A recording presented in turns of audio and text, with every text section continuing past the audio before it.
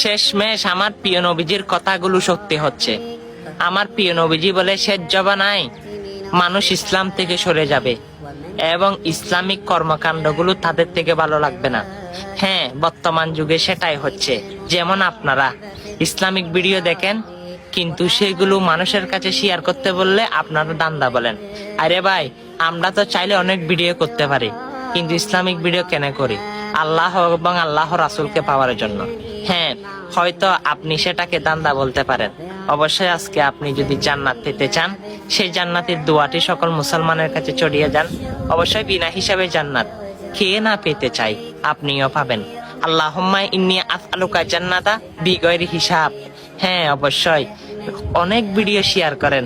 আজকে শেয়ার করতে হয়তো আমি বলবো না, আপনার মনে যদি জজবা উঠে যায় ইসলামের প্রতি, তাহলে এই জান্নাতের দোয়াটা সকল মুসলমানের কাছে পৌঁছে দিই। ভিডিওটা কষ্ট না হলে